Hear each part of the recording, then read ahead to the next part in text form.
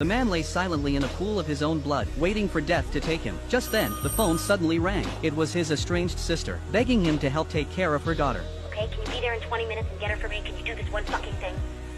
What's it gonna be? Please, Richie. Okay. He washed off the blood, wrapped a few layers of gauze around his wounds, and headed out the door. When his niece stepped out of the ceremony hall, she was greeted by the most miserable-looking face she had ever seen. I have gymnastics rehearsal in 27 minutes. If I'm not there on time, there will be hell to pay. After the girl introduced herself, the man responded in kind. I don't care. With no other choice, he took her to gymnastics class, but the girl had grown up receiving elite education. There was no common ground between her and this broken man. On the way home, they both wore cold expressions, deliberately sitting far apart in silence. He dropped her off at her home, just as she asked. Finally, he could return to his original planned suicide. He swallowed 20 sleeping pills, and laid down to wait for the drugs to kick in. But then the phone rang again. This time, it was a loan shark, threatening to break his legs if he didn't pay up by tomorrow night. The man promised he'd have the money, though in truth, he knew he wouldn't live that long. Refusing to die in silence, he hurled a string of curses at the loan shark, and slammed the phone down. But then, a voice came from the receiver again. The loan shark said he was already on his way to the man's apartment. Wanting to settle things before the man could die, he opened the door. Next door, the neighbors were throwing a bizarre masked party. He snatched a mask off a drunk guest, put it on, grabbed a bow and arrow, and aimed at the elevator, planning to ambush the loan shark first. But when the elevator opened, it was just an innocent elderly woman. He waved her away quickly. Just then, the phone rang again. He hung up. I'm gonna shoot you in the face with a bow and arrow. She hasn't come home. Huh? Mother hasn't come home yet. Are you sure? Pretty sure. Okay. Well then, I guess I'll try to make it over there in a couple minutes.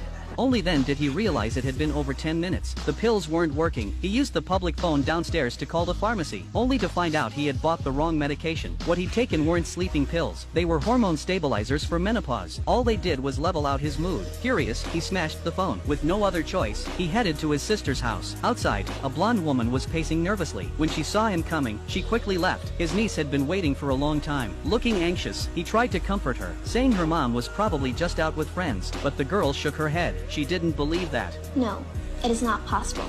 She never hangs out with friends. She's never late. She never allows me to be late. She never drinks. She never smokes. And she never ever has left someone like you looking after me. Ever. Yeah, well, it was a first for everything. As soon as she gets home, you can get back to your life. The man noticed a cartoon taped to the fridge. It brought back memories of his own childhood. He used to draw cartoons too, even gave them names. One of the characters was named Sophia, the same name as his niece. He realized this couldn't be a coincidence, so he stayed quietly by the girl's side. To pass the time, he asked for a scrap of paper, intending to write a farewell letter, but due to blood loss, he passed out. The phone rang once. His niece answered. She learned that her mom was fine, but had something to say to her uncle. Her mother begged him to leave, fearing he'd corrupt her obedient daughter. But when the man mentioned the blonde woman at the door, his sister suddenly panicked. You need to get Sophia out of that apartment right now. It's not safe there. Huh? Get her out of the apartment, Richie. Take her down the stairwell and exit through the street, not through 3rd Avenue. Bring her down a stairwell? Just do it, Richie. From the 20th floor? Get her out of the building, Richie. Okay, so you want me to sneak Sophia out of the side entrance? Yes, that is exactly what I want you to do. What am I, James Bond? Without explanation, she ended the call. Meanwhile, the niece had already packed her bag. The man's apartment was littered with traces of failed suicide attempts, so he took her to a bowling alley, open all night. She could stay there until morning. He told her to have fun, but she pulled out her homework instead. Feeling helpless, he lit a cigarette, only for a staff member to snatch it from his mouth. The employee told him to meet the boss. The man worried about leaving his niece, but was told that 3 bodyguards would watch over her.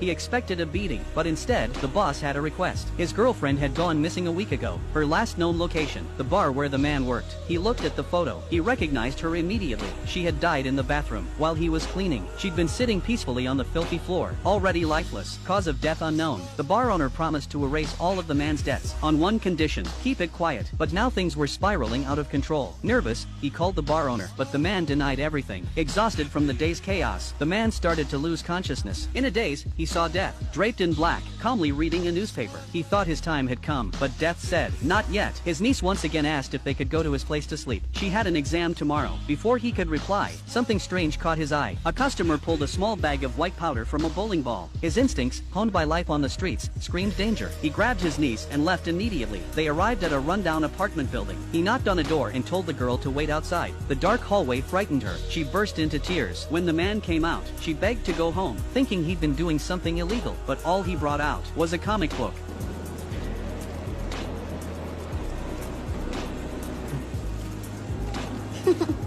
She got shot by an arrow? Yeah, see? It's like Looney Tunes. See? She dies, right? But then she comes back to life, see? Sophie always comes back to life. As children, he and his sister didn't have toys, so he drew these comics to entertain them. One of his characters had been named Sophia. Maybe that's why his sister named her daughter the same, hoping she'd grow up strong like a hero in a story. The misunderstanding was resolved. The man took his niece out for some fast food. After they finished eating, the girl went to use the restroom, and the man waited just outside the door for her to come out. Please stop knocking. There's a little girl in there. Can you please stop knocking? Will you please shut up? Shut up. Shut up. Shut up. Shut up. Shut up. Would you shut the hell up? Just shut the fuck up. Please. Shut your big, fat cow mouth. Shut it the fuck up. Just do it, man. Shut it, please, God. Shut up. If you want to know what happens next, follow me.